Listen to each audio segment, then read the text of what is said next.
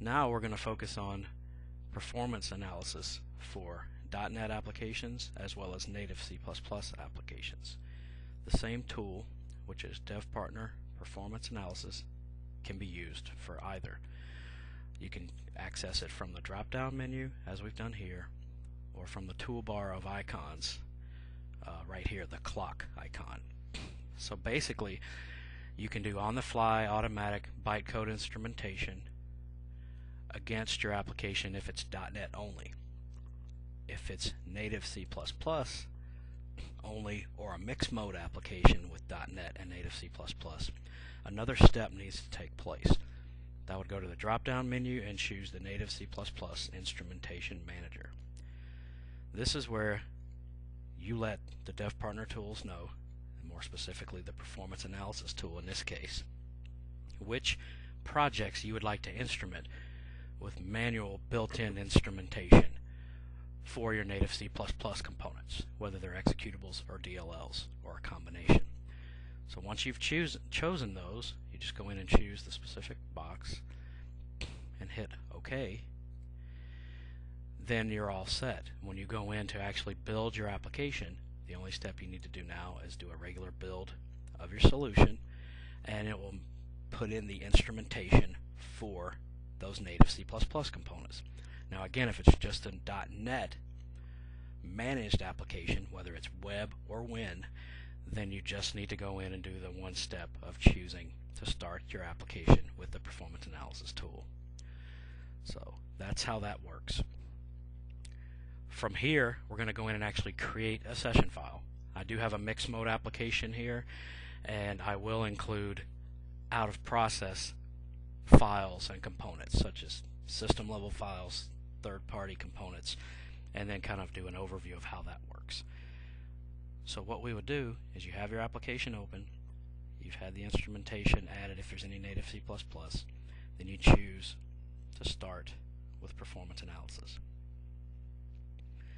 You can see in the output window down here at the bottom that the application has started, the DevPartner analysis session has started, and it's initializing the process monitoring. So with that, my application is up and started now.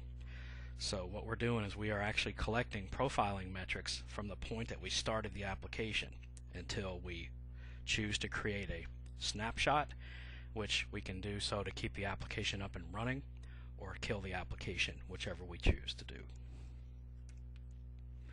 So I'm going to log into this Win application. Again, it can be a web application as well. And I'm going to go in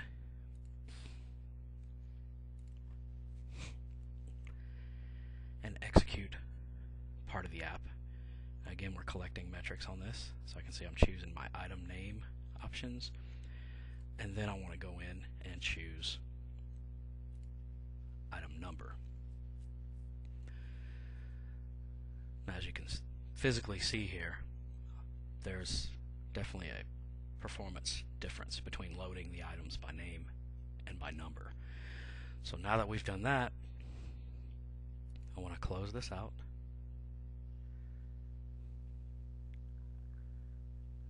It's still loading up apparently. And then close this out. And at this point I could hit File Exit or X out of the application and kill the app and force up a result set.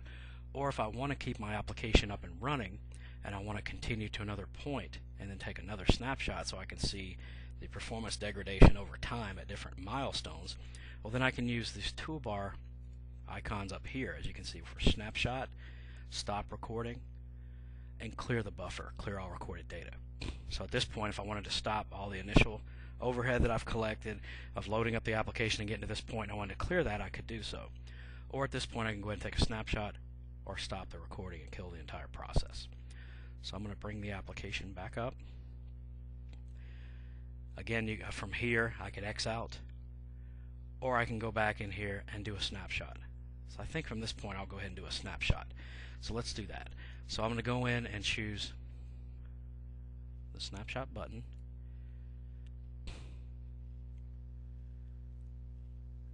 What it's doing is calculating and reporting the results at this point in time. So I've got my snapshot created. I'm going to close out this output window, and in fact I'm going to go ahead and kill this application.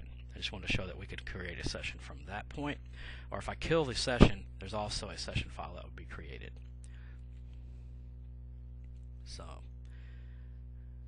I have this one here, which is showing that where I killed the process. I'll close that one out. I'm not going to save that one. In fact, I hit snap twice, so I'll remove one of those as well for lack of confusion. So here, this is what a session file looks like now. I can go in and look at my source and my system, because again, as I had mentioned, we collect the system level DLLs as well as third-party controls. And the benefit here, and the reason that I'm mentioning this, is because you may have a performance issue that's outside of your application code. If it's within your code, you can go to a specific executable or DLL component and drill into a specific file, VB C# file, native C++ if you're working with that as well. Or you can actually go outside of that and use the filters. So we have filters built in with the tool to look at the source methods and see the top 20 slowest methods from the execution of your application with DevPartner's performance analysis. We also can look at the top 20 methods taking the most time, combine system and source. The last two are, instead of focusing on time, focuses on the count column. So you can see the ones that have been called the most within your source. And then finally, source and system combined from a called point of view. So with that, you would most likely want to use the top one for starters to get a feel of your application and find out where your 20 slowest source methods are from the execution and the collection of these metrics. So I can go in here and focus by sorting ascending or descending fashion on a specific method. I also can go in and choose columns by right-clicking in the column heading and adding or removing columns that I'd like to report with. For instance, maybe you want to see your first, minimum, or maximum runtime. You can add those as well. Also, you'll notice the numbers under the average column are pretty large because I have this set in microseconds, and I believe it's set that way by default. You do have settings and options where you can go in and change that. So just keep in mind, you don't have to have it from a microsecond perspective. You actually can look at seconds, milliseconds, and machine cycles. So from here, I can right-click and generate a call graph, which has a similar look and feel to what we saw within the memory analysis session files.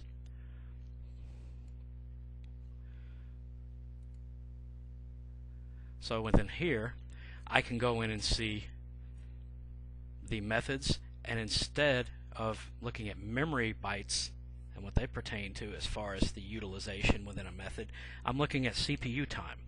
So in here I can see the CPU time percentages within a specific method body. I also can follow the arrows to see the tree calls to the children and then move further down. So you can see clearly this is combined of system and source, so it is a quite detailed call graph. Also on the left hand side there's a magnifier to where you can drill down into other portions of the graph that you want to focus on. So in this case, the gold arrow, by the way, is the reflecting the critical path. I want to focus on this WinApp form right here.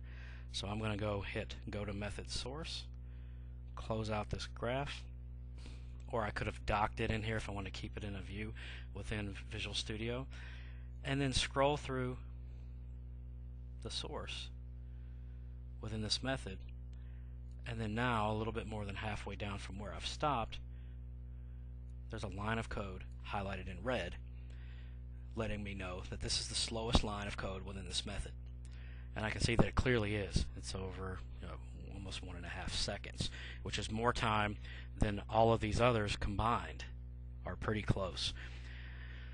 And I can see that that is definitely a concern because I have these if conditions loaded with selects, record sets, tree views, and those are much quicker than this one simple assignment statement.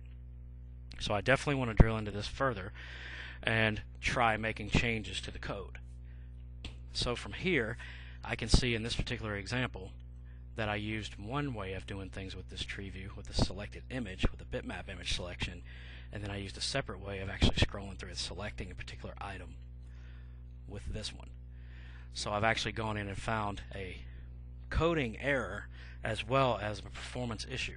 So I can go in here, fix this particular problem, and then create another session file by saving and building the changes in my code to my application, re-executing this application against DevPartner's performance profiler, performance analysis tool, and then creating a second session file. And the benefit of that is that now I can go in and automate the process of doing a comparison between the old original quote-unquote broken snapshot or broken code and comparing that to my new code. So then by doing that, then I can drill in by using this ellipses here, driving into my session file, which is already open in my situation, and it shows that one of the sessions was 1 minute and 34 seconds longer. So what that means is I can go in here, and after making changes to that code, the newer session was quicker.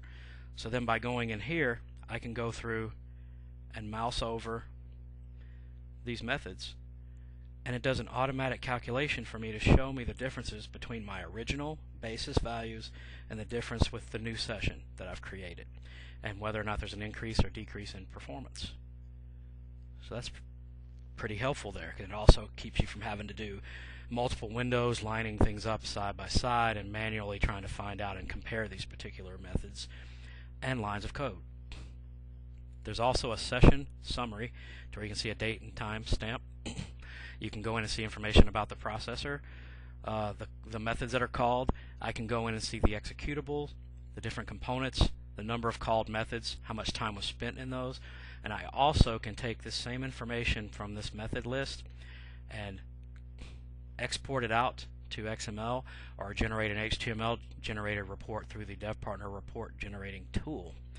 So it gives you the ability of creating an HTML report that you can share off to those who aren't concerned with getting into the specifics of the code like we have here. And also, if you have other tools that you need to report this into or passing data off, then you can export this out to raw XML. So basically what we looked at here was creating a session file with performance analysis, which again was the clock here and on the toolbar. It gives you the ability to drill down to the method level and then down to the line of code. Can also collect on system level files and third-party controls with or without source code, giving you the ability to identify which part of my application is really the issue. Is it system related? Is it out of proc, third party, or my code?